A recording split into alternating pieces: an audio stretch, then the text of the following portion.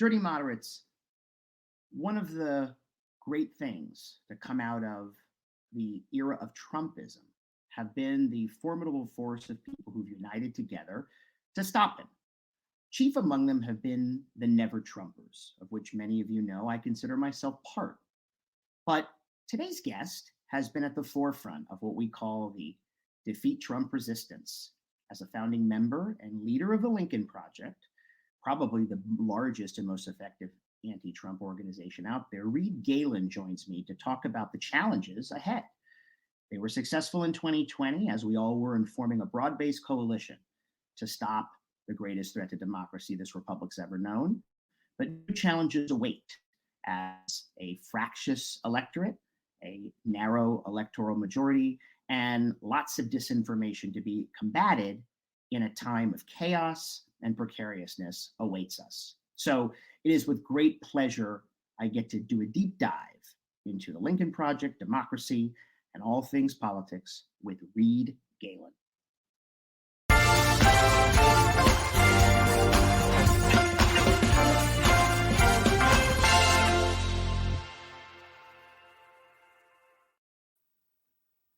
Reed, so good to see you. Thanks for having me. Absolutely. You still fighting for democracy? You gave up? Every day, all day, every day, man. 6 more months. 6 more months. So, all right. So let's dive into it. Let's go backward.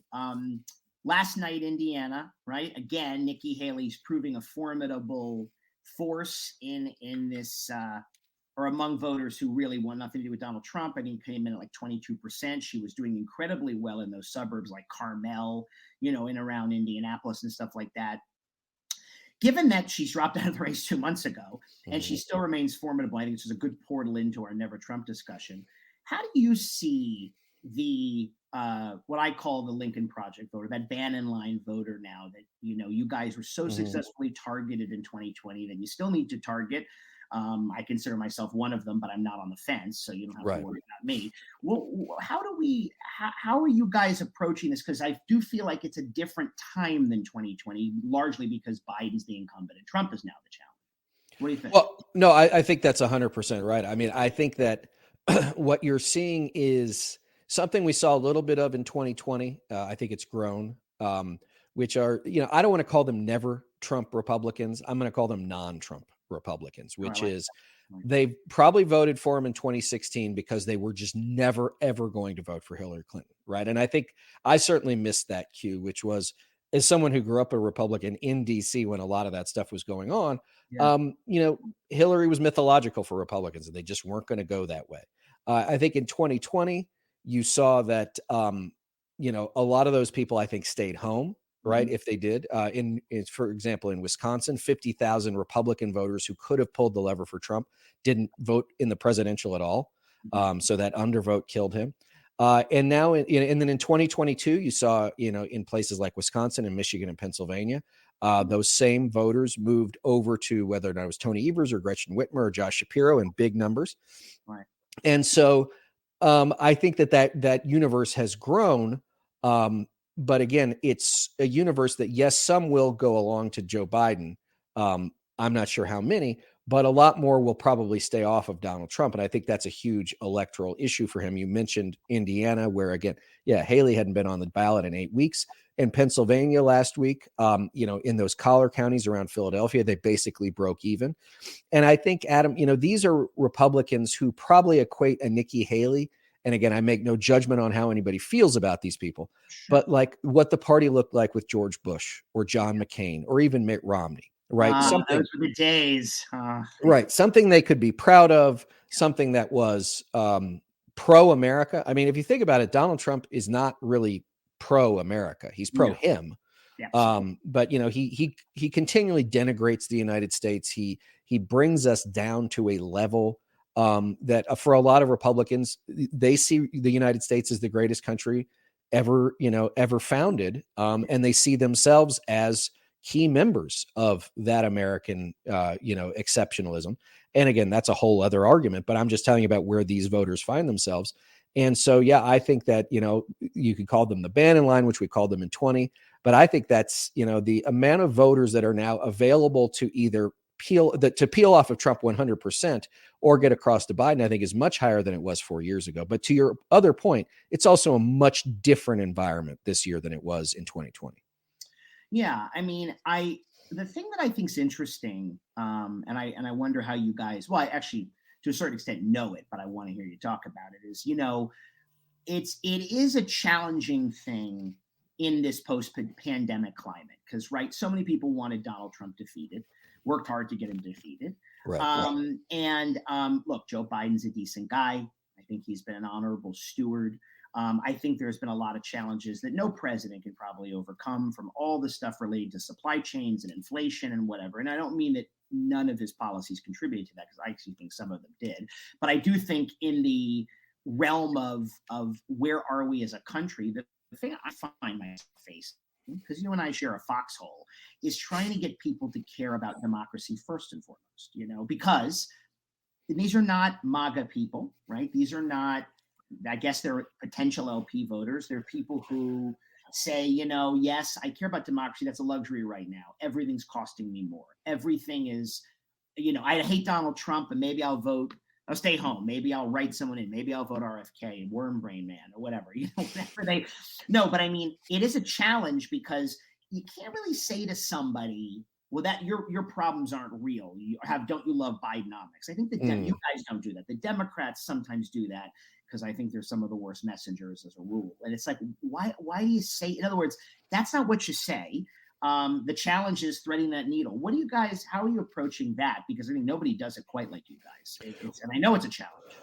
Yeah, look, I think that democracy is the foundational piece of it. Some people say it's too, it's too complicated. People can't understand it. I think it's the only thing big enough to probably unite enough people. Yeah.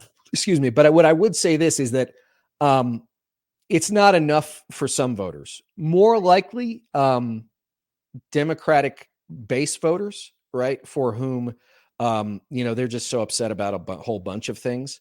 Right. And as I was saying to somebody else who I was talking to today, it having been a former Republican voters just show up and do what they're told. Democratic voters have to be convinced every cycle to show up. So it's a much different dynamic. I would say this is that, Republicans, to your point about messaging, Republicans fight campaigns in terms of values, and Democrats tend to fight campaigns in terms of issues. And sometimes they get lucky enough that the value proposition they're making, they don't even know, or that they have a big enough boogeyman like a Donald Trump that you saw in 2022, where it was supposed to be a red wave. And, there was just enough of a reaction to the insanity and the number of insane candidates they put up that people are like, I'm not going anywhere near that guy. So I would say this, for the voters who are already probably, okay, democracy matters, right? Okay, I got it. Let's take these kinds of Nikki Haley voters. So we see them as two groups in this research we've done out of our 501c4 called the Lincoln Democracy Institute, LDI. And that's really where we're doing a lot of that work and strategy is, first we call them Red Dawn conservatives. Okay. These are people who grew up in the 80s, or they were already of age in the 80s. They remember Reagan. They remember being the United States being the good guys and the Russians being the bad guys, and have never seen the Russians as good guys. And they don't see them as good guys now. And they support Ukraine. Sure. They support NATO. They don't understand why Trump has this fascination with Putin or why he's willing to do this stuff. And they don't like it because they see the value proposition, as I said at the top, is Americans see their place in the world, right? This is, we are an exceptional country and I am proud to be an American. It's the same reason why at a football game, when the Apache helicopters go flying over, everybody cheers, right? That's America. That's America showing the rest of the world who and what we are. The second group anyway, are what we call Dobbs dads. All right. So I'm 48. I've got two daughters that live in the suburbs or the exurbs, whatever it is, educated, financially successful. My kids go to good schools, and if they don't, they go to private, maybe they go to private school. If they're out of the house, they go to college. And for them, the idea of Dobbs was actually a radical decision on the part of the Supreme Court.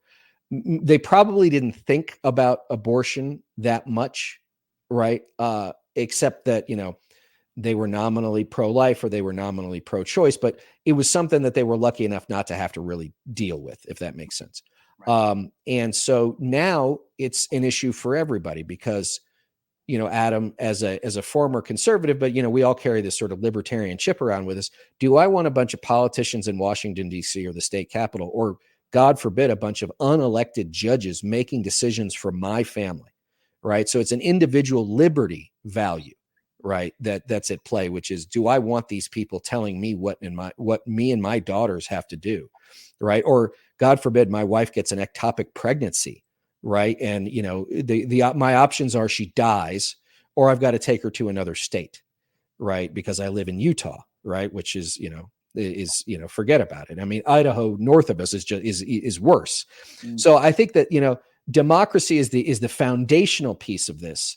But then you have to go find the values that those voters, and I don't think this applies just to Republican voters, I think it's all voters, about what they care about. Now, for Democrats, it's anything you care about goes away if Trump comes back. Just make it very clear, right? Whether or not it's choice, right, the environment, cost of schools, cost of living, all of that stuff is off the table if Trump comes back. So just forget about it. You don't have to worry about it anymore. Yeah, I mean, the abortion thing, Reed, is something else because I'm an ex-Democrat. Okay, I mean, mm-hmm. I was born and raised in Florida. I worked for Bob Graham in the Senate way back when, who just passed, the great Bob Graham, and then that was this different kind of Democratic Party too, kind of in the Bill Clinton DLC mold, you might say. And I left the Democrats about 5 years ago, actually for different reasons. But the abortion issue, right, which really was like the thing of people I grew up with, this sort of Reagan era. I'm born in 1974, or even George Bush Sr. Yeah, they're running on a pro-life ticket, but we want tax cuts. We want a strong defense. We believe in personal responsibility. That's, Alan Reagan put Kennedy on and Sandra Day O'Connor and David Souter. At the end of the day, they're not really going to do this. And I've heard two things. I've heard from, honorable people in the pro-life movement. Oh, yes, we've wanted this, but we don't want it criminalized. But then I've heard from other Republican strategists, damn, man, you guys are nuts. We didn't think you're going to do this. It was a good fundraising tool. But here you are. The McCain-Romney suburbs, for lack of a better term, right, are voting blue. And yeah, look, the dog caught the car. Helps Biden, but it's an interesting phenomenon to watch. Yeah, well, I think, first and foremost, like the dog caught the car and it keeps catching the car. But I think it's important to understand the genesis of what we call the pro-life movement, Adam, which is, remember, if you go back to, was it 1973 when Roe was decided, people across the political spectrum thought that this was a good decision, including the Southern Baptist Conference, right? Like everybody thought that this was, not everybody, but generally speaking, everybody thought that this was a reasonable decision to an issue that needed to be addressed in the United States and hadn't been properly addressed. Okay. Then you get to like the late 70s, right? Carter's in office. It's post Watergate, right? The Republican Party, the conservative movement's in shambles. They never liked Nixon, right? Nixon was never a true believer. No, he wasn't a true believer. No. In fact, I mean, they loved Barry Goldwater. Like Barry Goldwater was there, but Reagan was a good substitute. And so, Jerry Falwell and all these guys, they needed something to gin up the religious base, and abortion became that thing. Right. And so if you understand that there was a very well-funded movement going back to the 70s, and I think, Adam, sometimes, our listeners, especially on the Democratic side, and even a lot of Republicans, don't understand, like, this is something that's been at work for 50 or 60 years, right? A lot of this stuff. It was all just a play for power and money, right? Like that's all this ever was. Yeah. And so do some people believe in it honestly? I'm sure they do, but let's be clear that the genesis of it wasn't protecting life per se. It was, how do we gin up enough, Republicans in the hustings to take out Jimmy Carter and replace him with Ronald Reagan, who, okay, maybe he was pro-life, but let's be clear, like Ronald Reagan didn't go to church. This was not a religious guy. He had been the head of the California. He'd been head of SAG-AFTRA, for Christ's sakes, right? So like, this was not a guy who, spent a lot of time reading the Bible. And, George H.W. Bush too, think about it, when he first ran for Congress in Houston, I think in the 60s, his nickname amongst Republicans was Rubbers because he believed in birth control. Planned Parenthood, right? Yeah. And so, now you get to a place where, again, Republican operatives, look, when you've got Kellyanne Conway going on Fox News going, we're in a lot of trouble because of this. Like, the professionals in the Republican Party know it, but of course the activists are fine with it because they think they've won. To them, this is a win, right? Because they're thinking about this not in the context of just politics, but Adam, they're thinking about it in the context of the supernatural, right? They got God on their side. Oh, yeah. Well, I mean, speaking of Barry Goldwater, a few things there. There's that famous, it's on a meme, but it's true. He said, it's interesting he was their guy because he was really a libertarian and in later years was openly pro-choice and pro-gay rights. Right.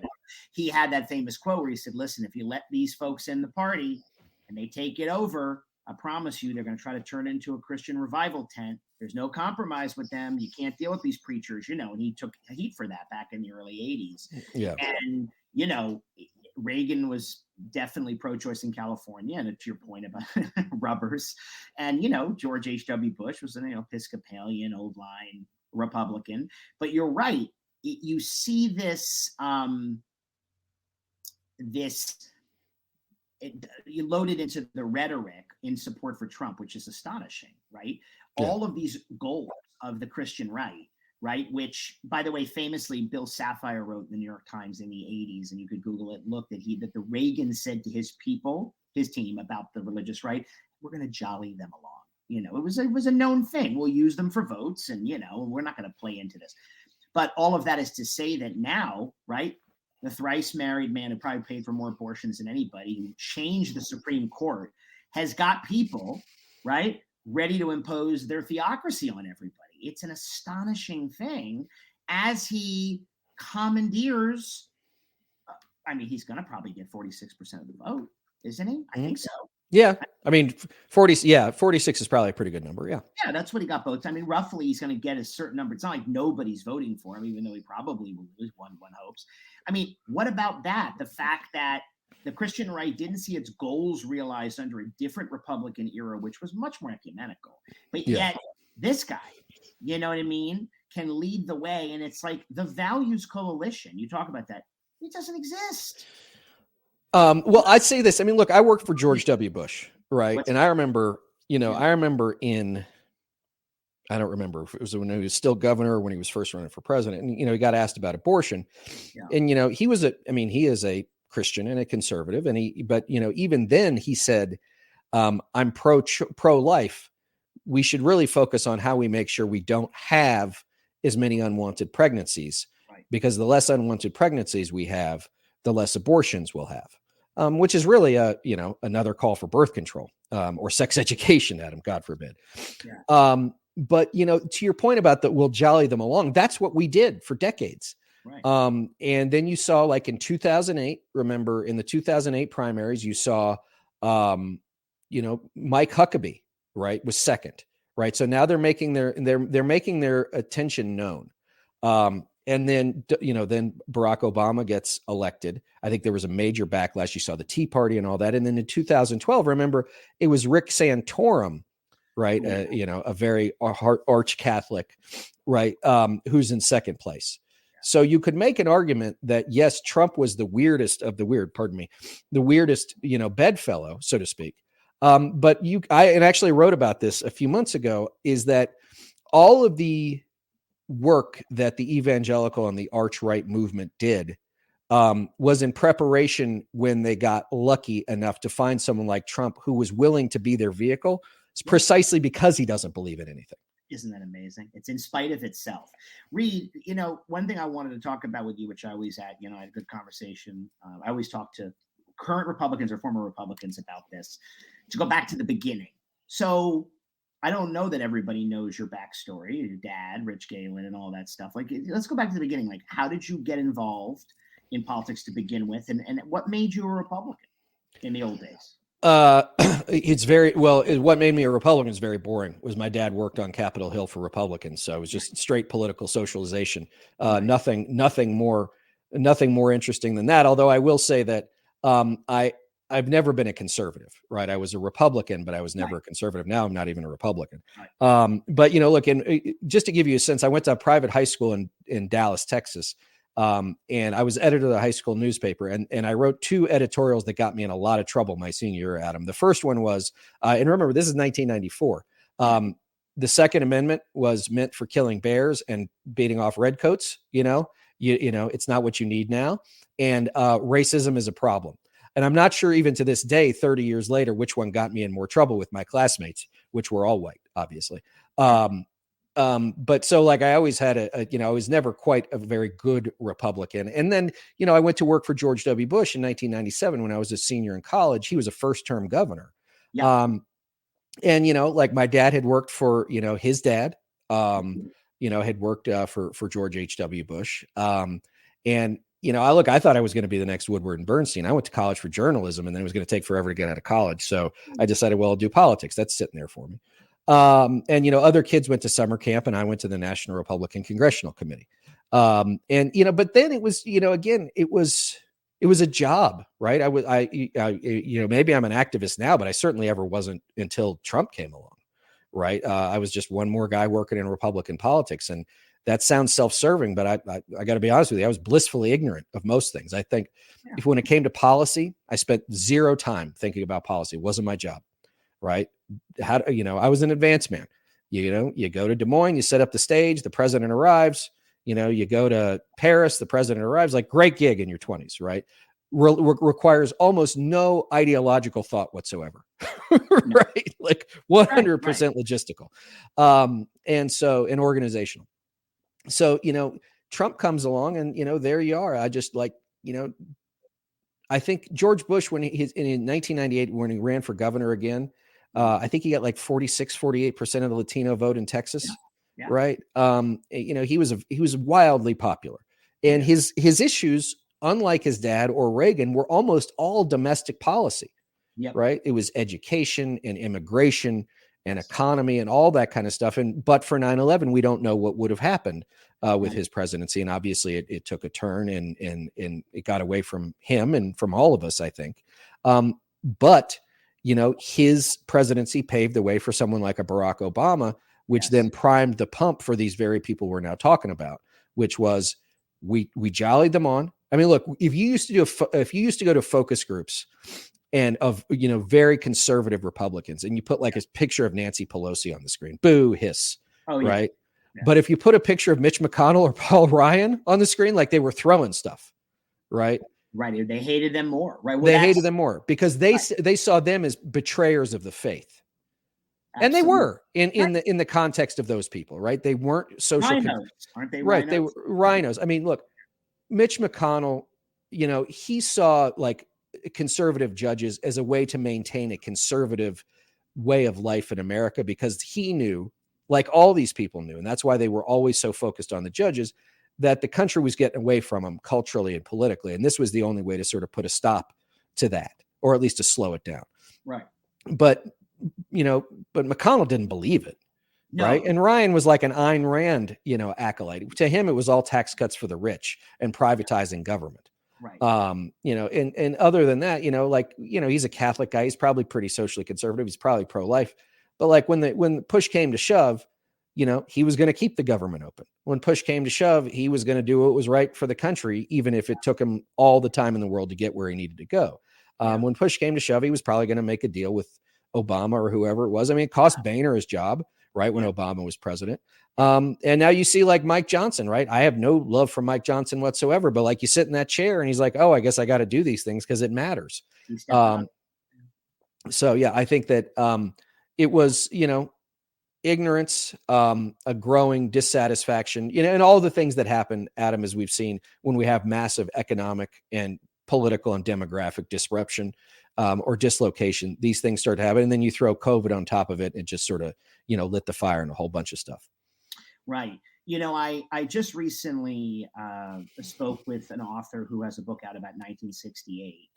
And it's really fascinating. I say this to go back to your point of how many of your listeners and our listeners, who I think look to us to provide some historical context. Admittedly, I'm a geek. I've been living and breathing this stuff, even though I didn't Sure. live it in the way you lived it. No, look, I got 40 books here on my desk that I got to get to, right? I know the feeling. It's author after author, but in the way that we love it and live and breathe it. And again, my first life was in the theater, but I was a political, junkie always. Sure. Before I got fortunate to do what I'm doing now.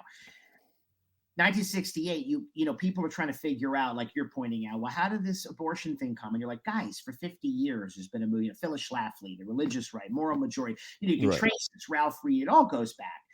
But the other thing about where the Republican Party ended up, when you look back about 68, it's not Nixon. It's actually, there's a lot of new history about Nixon, who was not a true believer in the Southern strategy. Not exactly true. It's partially true. It's George Wallace. Sure. George Wallace was the grievance candidate. Yes, he was a racist, but by 1968, right, he couldn't play openly racist in the same way as he could prior to that. He certainly was. But he did the hard hat grievance, the system's against you, the beginning of this very angry, arguably right-wing populism, though he was a Democrat running as an independent and always really stayed a Democrat, that then became the resistance, that became the Tea Party, that became the people throwing the stuff at the Mitch McConnell on the street, right. Paul Ryan, that ended up finding a redoubt, if you will, in MAGA. Right. And it takes that. I'm not bliss. I don't like George Wallace. Absolutely. No, sure. But I mean, Trump was then able to run and say, yeah, Mexicans are going to come over bringing drugs and be rapists, and we're going to ban Muslims, all that stuff, which really has weirdly, but absolutely, and kind of astonishingly, has roots in a former Democratic Southern governor of Alabama. Not alone, but you can trace it. Well, I think you can go back even further. The last two major candidates, independent candidates, to gain any significant number of electoral votes were Wallace in 68, yes, but also Strom Thurmond in 48 on the Dixiecrat ticket. And what states did they win? They both won the old Confederacy, right? And where is that now? Where is the heart? And the heart and soul of MAGA remains there. They've added the Mountain West. And Texas and North Carolina, just through the machinations of, frankly, Democrats ignoring state and local races for 25 years. But that's where it remains. The heart and beat, the beating black heart of this stuff, lack of a better way to put it, still resides in those same places of white grievance.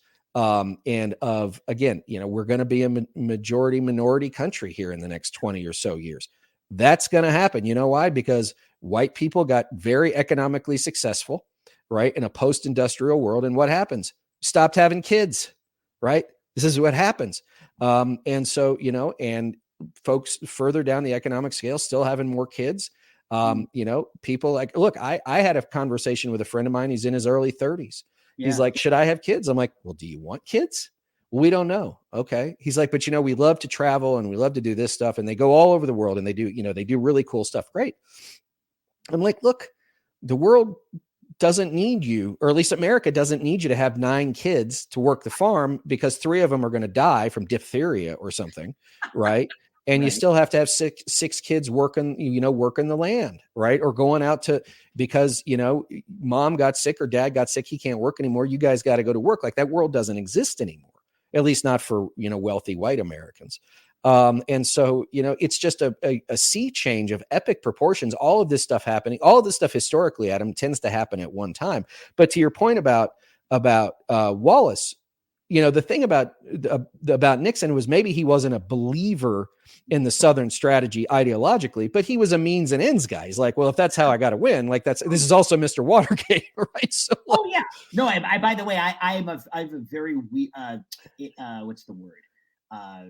Very deep fixation on Nixon as a historical figure. Right. So I always bring it up, and absolutely, he was all things. That's what makes him. He contained multitudes. You're right. Right. He was an NAACP liberal, by the way. An old Lincoln Republican is who he was until even in 60, he got 32% of the black vote. He right. then did a little bit of, not quite as nefariously as George Wallace, but he adopted it because he needed to win, especially by 68, 72.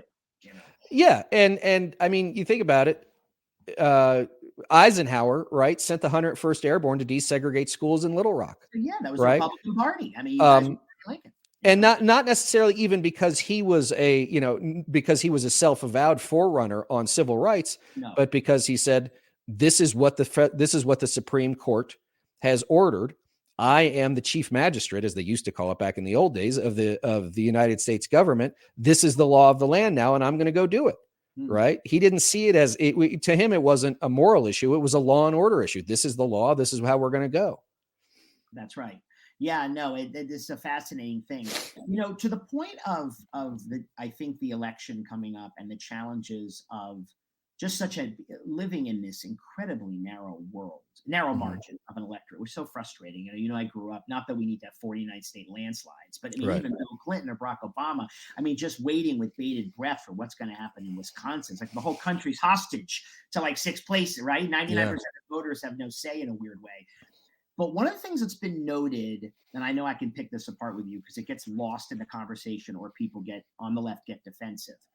There is a shift away from the Democrats among, and it might, albeit small, but it's growing larger in the Latino world than in the African-American world, but of working class men who don't feel connected culturally and otherwise to the Democratic Party.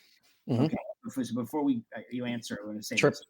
Of course, Biden's going to win the majority of the black vote. He's going to win the majority of the Latino vote. But in election one in the margins, some of these defections are crucial, and to act like that they're not because people are unhappy with inflation or they want a secure border and they're not okay with some of the woke stuff. They're not white. I think these are challenges that are not necessarily your responsibility or mine, but I think this can trip up the left a little bit. And when the discussion is brought up by honorable people who try to analyze it, it can get shut down. Do you guys have a strategy to kind of appeal to these people? Because this is not just white working class men reelecting Trump. It's exactly the right question. And let me answer the second part first. Yes, but not because we thought we'd need to. Right. We thought that this was taken care of, but of course, that's why we showed up in 2019 to begin with. I would say, the thing about is I've observed the Democratic Party now and fought alongside them for almost 5 years, is that sometimes the elites of the party on the coasts have a fundamental misunderstanding of their own coalition. Okay. They automatically believe Brown equals Democrat. Right. Okay, well, that's not necessarily untrue, but they have a very large coalition, a very diverse coalition, which can be a strength if everyone understands how those pieces interlock, but can also be a weakness if you refuse to accept the fact that even if you're the party of diversity, you refuse to accept said diversity. So, for example, I think there's a difference between social conservatism, which we were talking about a little while ago, which is this hardcore sort of religious, how you live your life. I believe that I should be able to tell you how you live your life from a biblical perspective, and abortion tends to be the top issue there, and a cultural conservatism. Oh, that's a good distinction. And so to your point about Latinos and African Americans and Asians, right?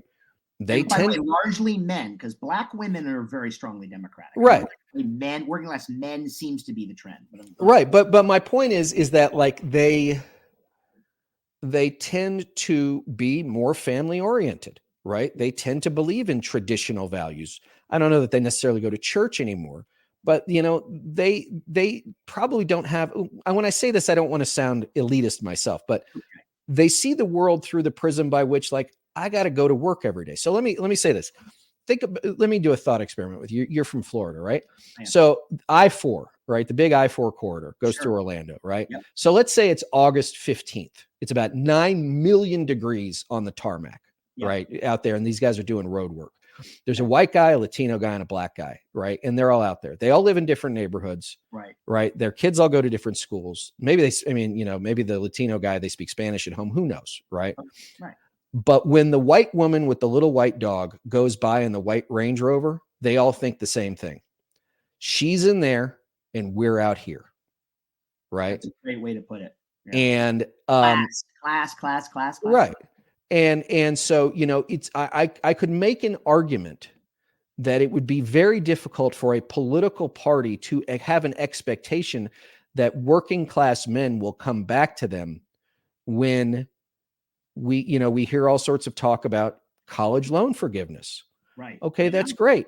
But you know what? If you go to work with, your buddy and your cousin on a truck every day, Right. right? Maybe you're hoping your kid will be the first in your family to go to college, right? Right. But when you see that, right, it doesn't make you feel like the party that you ascribe to or takes you for granted really understands your needs, right? If you are a guy in the trades, plumber, carpenter, whatever, right? You know, the union guys might say, oh yeah, you have an expectation you're going to vote for Democrats. I'm not even entirely sure that's necessarily true among all the building trades anymore. That's right. Yeah. But you do feel like these people don't understand me. They don't care about me. They don't like me, whatever it is. And so I think for working class men, it's like, it is a little bit of a protest, which is, like, Adam, I ain't fixing anything in my house, right? That doesn't require my electric screwdriver, right? I can't plumb. I'm incompetent in that. Right. And so like, and the guy that has the nicest house in my neighborhood is the town electrician. Right. Right. And so I think that, the thing that Democrats are missing is the fact that their president, their standard bearer, their nominee can absolutely and should speak to those people. He does. Right, to those guys. No, right. But you have a party apparatus that doesn't want to believe it. Right. They want to spend more time talking about what's going on in Columbia or University of Chicago or whatever. Right. I think those things I think those things matter. But again, I think they matter because they don't work to the benefit of Democrats. They work against them and for the people we're talking about. Not for, but as, wow, this party's out of touch. Why are they burning American flags? Now, you know what I mean? All that gets roped up. I think it's connected. But I want to say this about that. Somebody asked, John F. Kennedy used to say, I want to say this about that. Somebody asked me, about what do I think some challenges are. And I said, well, I can only tell you what I study and what I know. And I don't think any of this is revelatory, but it's worth unpacking with you. Number one, Democrats have become the college-educated party and the Republicans have become the non-educated party. Okay, largely. And that's been a real shift. I mean, a real switch. You know what I mean? Yeah. Going back to certainly the 60s, 70s, and 80s. But the other thing we've lost in politics, Reed, and you grew up in it and which I think makes the left sometimes siloed to their disadvantage, and I think has also made the Republicans an off the deep end group of nut jobs, is neither party has the ideological rural urban divide. We used to have liberal Republicans, conservative Republicans, moderates, right? And then moderate Democrats, liberal Democrat. It's partisan now. And we don't have that. So what ends up happening, right, is that, you take a guy like Joe Manchin, forget what we think about him, forget his stuff, okay? He's Joe Manchin. But he's a typical kind of Southern-leaning conservative Democrat. I know in a tight Senate and everything being on the line, it was like, oh my God. But he can't win without voting that way. And that's no different from other people historically in a party that spoke to their particular region. And I think the loss of that with both parties has been really it's been a seismic shock to the system. And it's made us this stupid binary, which, hey, you and I know democracy's on the line, but people feel, good God, that, as our mutual friend, or certainly my good friend Joe Walsh says, the Republicans are crazy, but the Democrats look down on us. You know? And it's so I think those are valid things that don't make everybody a MAGA supporter. No, I mean, I would say that, even people who aren't MAGA, right? Like I have relatives who aren't necessarily MAGA. They don't really like Trump, but they watch a lot of Fox News, right? So they're sort of in the bloodstream. It's in their bloodstream. I think Joe's right. And I think, look, Joe's had as big a transformation as any of us have, right? And he, like so many of us, he put everything on, he lost everything economically, right? For taking his stance. And so I think that's right. I mean, I'll relate a story. So a friend of mine, a guy that I work with, was at a thing yesterday, sort of a bipartisan thing. And there were a bunch of, he's a conservative guy, but former Republican, but 100% pro-democracy, and says, look, I disagree with these people on a lot, but like, these are our allies, right? We call it the Stalin rule, right? You work with people you never otherwise would have thought to work with. And, he started getting hectored by progressives for this and that, and taking they blamed him for this and they blamed him for number 1 through 10. And eventually he's like, you know what? I'm out of here. I'm out. Like, I've done more in this space here in this country and around the world than any of you all have put together. I don't need the trouble. Right? I don't need the trouble. And the organizers are like, please come back. He's like, why? Why would I come back? What do I I'm need trying you to for? help. I'm trying to help. Right. I'm on your side. And you want to criticize me for A, B, and C? Like, get out of here. Hey, Reed, I can't tell you how many a Democratic guests, I'm not going to name them. Some of them have said it on my show, which I was like, wow, have criticized you, me, I mean, you by name, Lincoln Project, me, Right. Joe, all of us, get in line. You're not Democrats. Thanks for your help, but get in the back of the line. We know how to run the party. And someone's like, oh, you really don't know how to run your party? I'm sorry. No, Like, without a lot of us, well, no, meaning without a lot of us trying to convince our fellow conservatives. And, the reason I also left the Democrats is I realized I'm more conservative than Democrats. I'm definitely not a conservative, but I'm a very limited government capitalist libertarian type. Right. You don't want us to get it. You're actually asking us to maybe, I don't know, coalesce, but maybe not. You think you have the votes, and it's so I know how this guy feels. I haven't been attacked quite as readily because I came at it differently, but I've heard that, well, we're there, but it's not for us to decide. I'm like, well, I don't think it's a question of us deciding. I think it's us trying to help you guys win on behalf of democracy. Why would you turn that down? It's fascinating. I'm sure you experience it all the time. Yeah, I mean, I think it's what I remember being at a dinner party, and get asked the same question, and you could, if you're at a dinner party for 2 hours, the first hour and 45 minutes of it is, why do you think the Democratic Party is so screwed up? And these are Democrats, right? And they all agree with everything you say. We're elitist. We look down on people. We can't agree. And, I think, going back to the whole coalition piece is, Republicans, listen, they got plenty of wealthy, plenty of college educated people that vote for them, but it's 90% white, right? It's a very different sort of, it's a different, you don't have to be very creative to talk to a monolithic party. And so, Democrats, they have a lot of people. But, again, they tend, you're right. Look, they tend to be, if you went to Harvard, you're smarter than everybody. And I like this joke, Adam. How do you know somebody went to Harvard? How? They'll tell you. So, how about William Buckley's adage, the famous ad that Bill Buckley said he'd rather hire any unknown person off the street than someone who went to Harvard Business School. You probably heard that, Yeah, I mean, but of course he went to Yale. Well, no. Well, yes, he meant it, but he was trying to be the populist, the common man, in his. He was trying to make a point about that, but the idea that yes, you're up your own ass. That's what. Right, and so it's and then the part that then it becomes, okay, how do you make decisions? Well, first and foremost, like, we have to get everybody's opinion. I've sat in some of these meetings years ago, like, all right, we have to get everybody's opinions. Okay, well, of course, once you get past two people, right, there's going to be a divergence of opinion.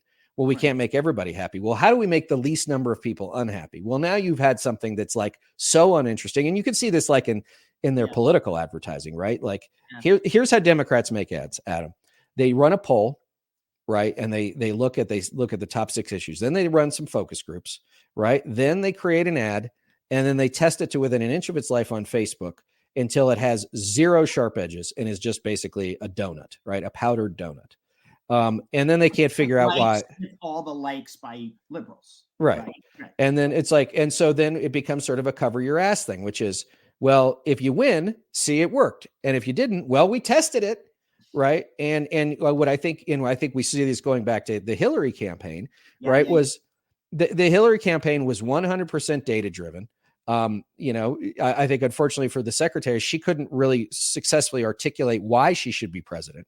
That's right. And again, going back, Bill told her. Bill went to the bar. He went to the Wisconsin. This is in the New York Times, famous, and he went to Robbie Mook and Hillary and said, hey, honey, they don't like you very much out there. I talked to the Bubba vote.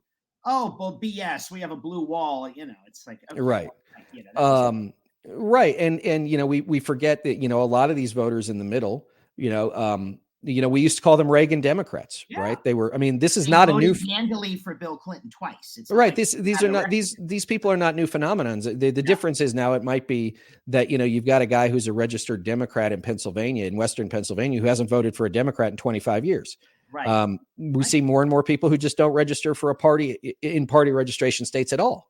Right. And so that's the other part is that if a voter starts out fundamentally believing that you don't like them, right, it doesn't matter what you say to them. The best you can get is that they stay home, right? That's the best you can get is that they don't participate. And so I think that, you have to, I mean, it sounds sort of, old fashioned, but you do have to meet people where they are. And, and I think too, that, You do. Yeah. you have to, I mean, that's the part about the difference between what Republicans do nowadays and what Democrats do nowadays is the Republican/MAGA movement is a holistic thing, Yeah. right? The Republican Party is its political wing. It puts forth candidates for office, right?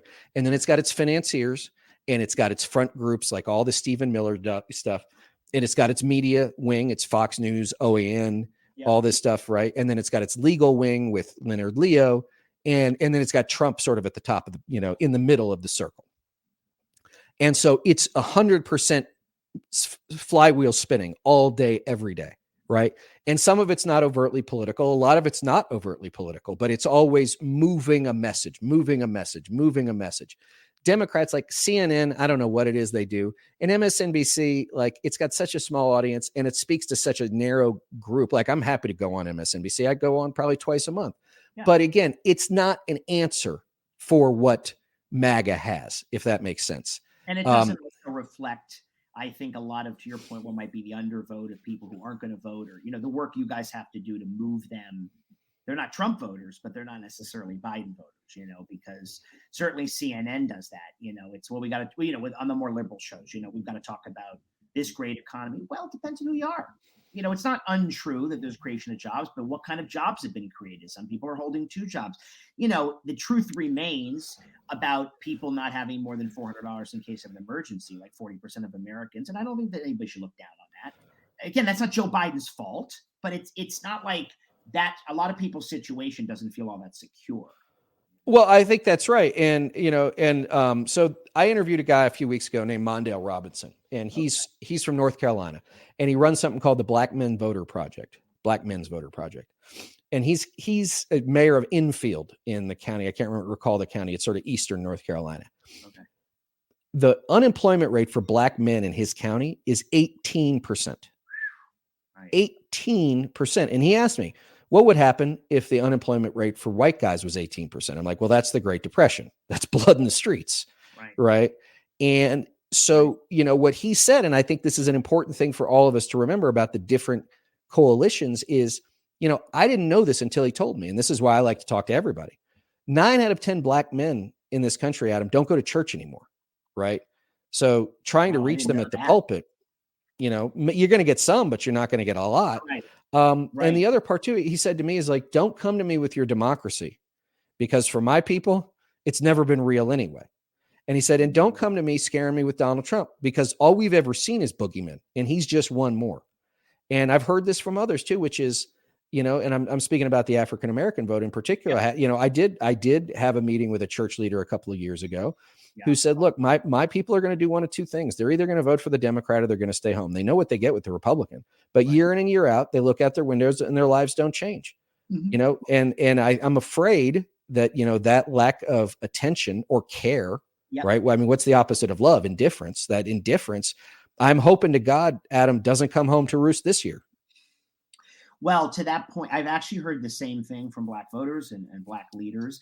The other thing is, as somebody once told me, somebody who worked kind of in local Black politics, when I said to them, well, you're not really on board, it sounds like, with a lot of traditional Democratic Party programs. Sure. And they said, you're right.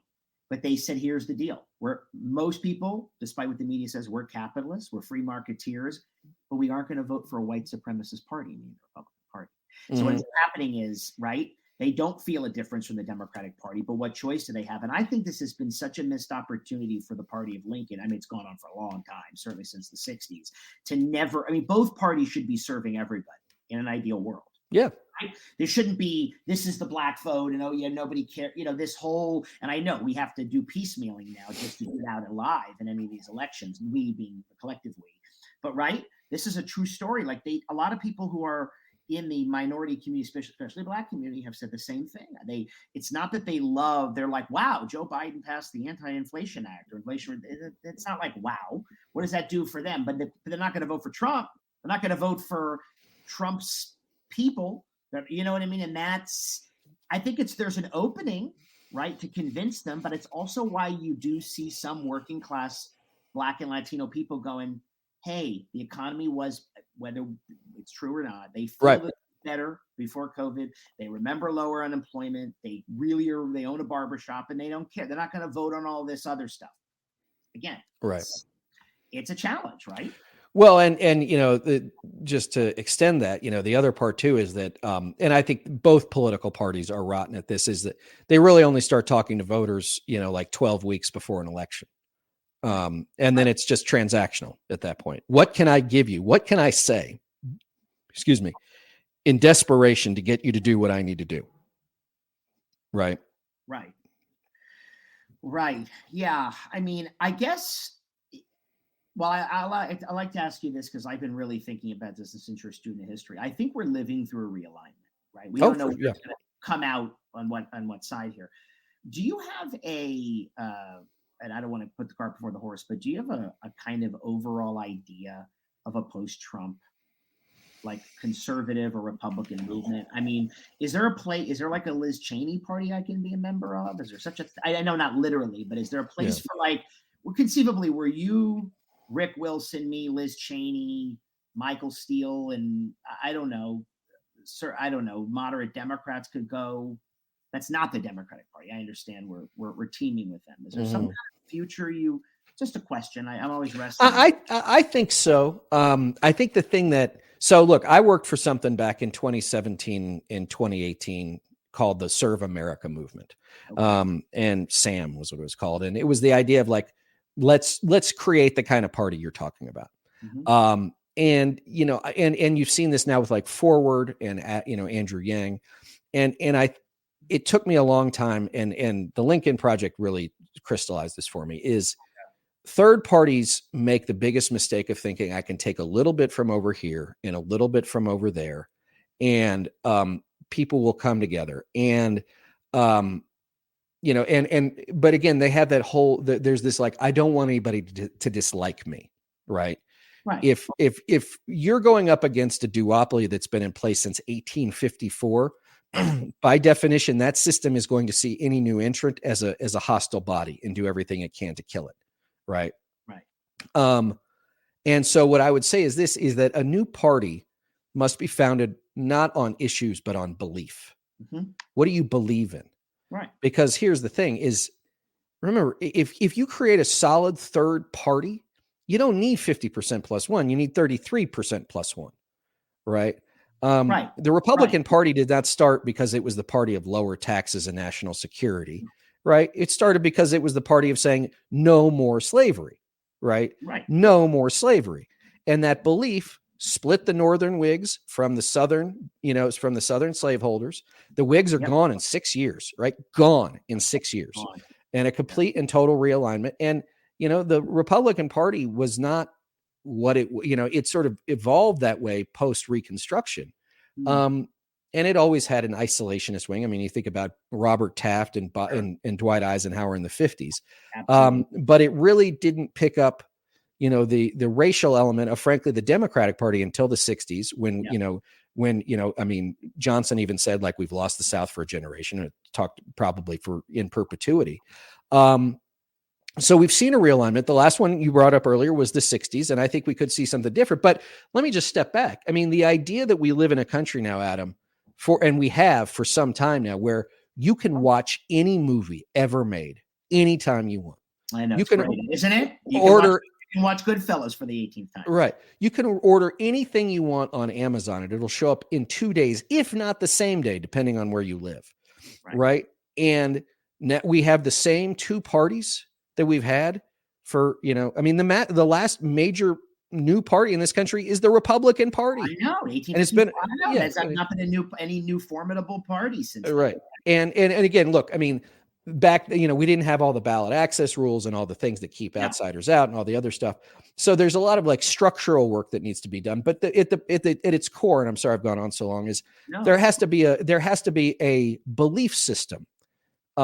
Like my issue with Republicans is that the things that its leadership believe, I think, are unconscionable and fundamentally unpatriotic and anti-American.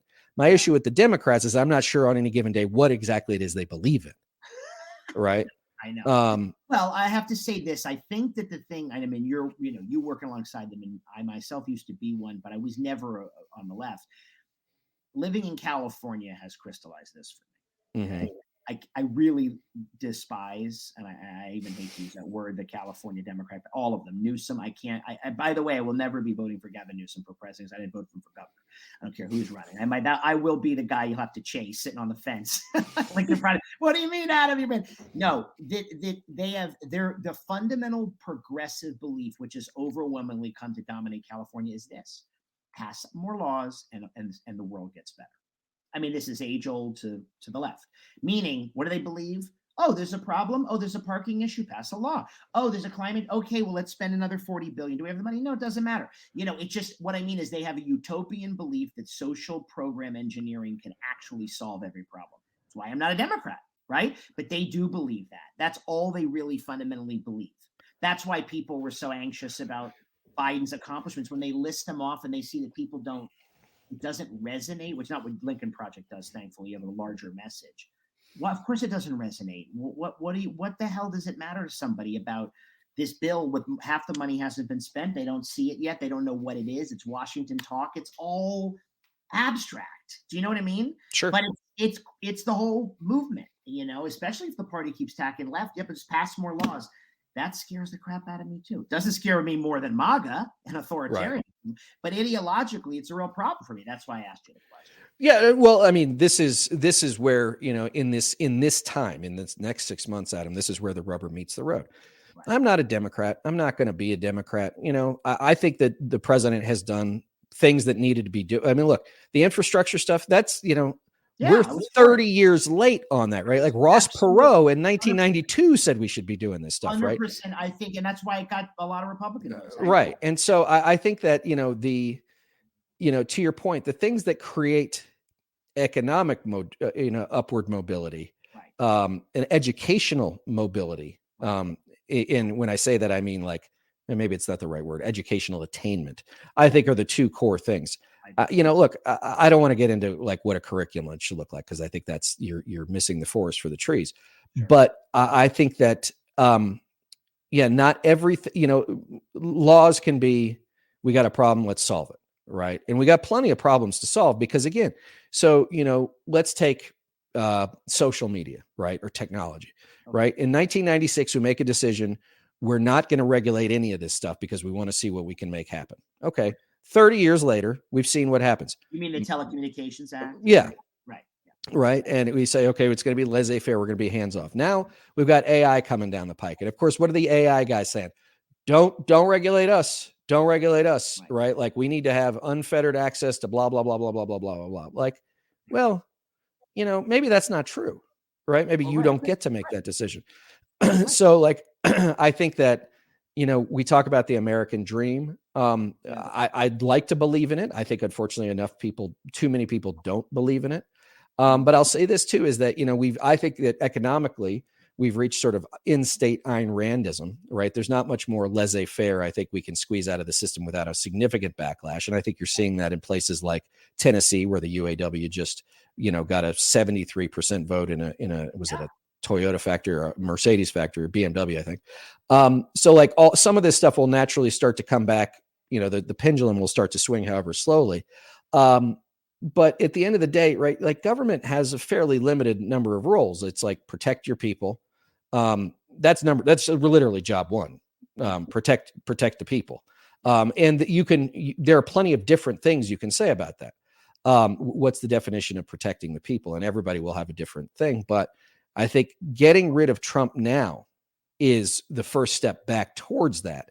Oh, yeah. And then I think if Biden wins and Trump loses, to your point about realignment, I think that we are in for a massive upheaval inside both parties. Mm-hmm. Because you're going to have, an 82-year-old man as president in one, and a 79-year-old loser in the other. But a lot of younger, just younger politicians by dint of ambition and time are going to be like, okay, it's time for you all to go. It's time for you to leave. Right. I know the baby boomers and the lost generation, you've been in charge for 30 or 40 years, but like, it's time for you to go now. Right. And I think that pressure, and then, the pressure of ideological, right? So you've got age coming down and you've got ideology swinging wildly back and forth inside both parties, is going to create both a lot of chaos inside those parties. But I think, to your first question, which I've now gone way too long on answering, a lot of opportunity for new options. Right. Well, there's a lot more to discuss. Reed, I've loved this conversation. We've been long overdue to have it. Obviously, to those listening, if you haven't been living under a rock, you've heard of the Lincoln Project, and we all thank them for their work. I consider myself, a spiritual member because of, we're fighting the same fight and we know it, and we're not Democrats either, but we care about the country. And again, I Reed and Rick and all of you. And as I say all the time, democracy, country over party. It would be lovely to talk about just tax policy and defense policy, but how quaint. We are not living in our quaint times anymore. So let's get real. Reed, thank you for joining the program. Tell everybody, if they don't already, where to find you on the socials. Sure. First and foremost, you can find me on Substack at the home front. I hope you'll check it out and sign up. And then on Twitter and TikTok, as long as those things are around in their own forms, at Reed Galen. And then on Threads and Instagram at Reed_Galen USA. Awesome.